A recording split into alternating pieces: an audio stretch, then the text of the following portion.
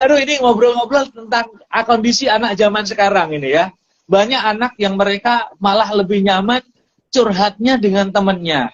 Ya, curhatnya dengan bestie mereka, dengan teman main mereka. Mereka kadang curhatnya malah di medsos, disampaikan di luar. Kadang ketika nyampe di rumah, banyak orang tua yang kemudian cerita, saya kok kalau di rumah anak saya sibuk di kamar.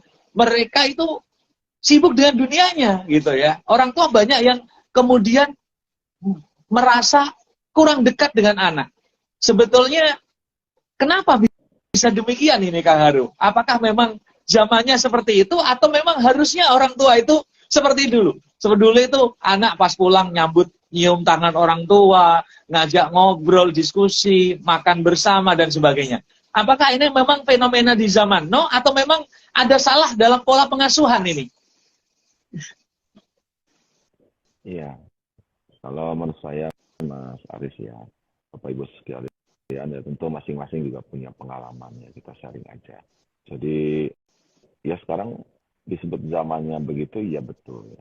Zaman sosmed ya. Mungkin waktu kita kecil kan nggak ada sosmed ya Mas Aris. Yang punya HP juga dihitung jari gitu kan ya. Kalau sekarang kan ada internet, ada sosial media gitu kan. Akhirnya kan kita ini bisa berkomunikasi dengan orang yang tidak di satu tempat. Sekarang saya sedang di Bandung, Mas Aris sedang di Bekasi. Justru kan kita ngobrol ya kan. Sekarang saya sedang tidak ngobrol dengan teman yang sama-sama di ruangan dengan saya gitu kan. Nah ini kan satu fenomena bahwa di era digital gitu ya, di era internet hari ini, era sosmed, ya tentu ada perubahan pola komunikasi. Ini kalau kita tidak waspadai, ini kan berdampak juga pada pola komunikasi di keluarga gitu ya, antara suami istri, antara anak-anak dengan orang tua begitu.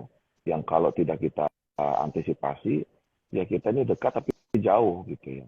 Kita ini satu rumah gitu, keluarga, tapi masih bisa jadi terasing gitu kalau kita tidak hati-hati mengelola pola komunikasi.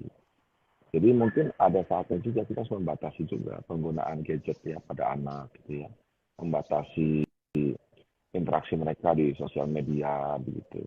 Karena mereka harus bertemu dengan bapaknya, ibunya ya. Ya, jadi saya pikir ini masalah tantangan zaman juga ya, kemudian yang mengubah pola komunikasi di keluarga bahkan antar orang begitu ya. Dan ini harus diantisipasi jangan sampai kita jadi korban gitu Mas. Jadi intinya saya kira untuk adanya sebuah komunikasi yang hangat ya, mungkin kita perlu membatasi penggunaan gadget ya. Perlu membatasi penggunaan sosial media. Jadi jangan kita serahkan anak kita itu kepada sosial media, kepada YouTube ya, kepada IG, kepada TikTok gitu ya. Kita harus interupsi mereka. Ya kita bilang ini ada acara keluarga gitu kan, ya semuanya disimpan HP-nya. Termasuk kita juga orang tuanya begitu.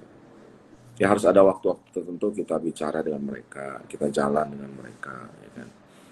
Karena ini saya baru bicara masalah interaksi ya, baru bicara masalah komunikasi.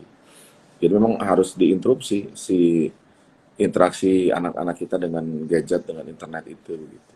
Jangan kita biarkan.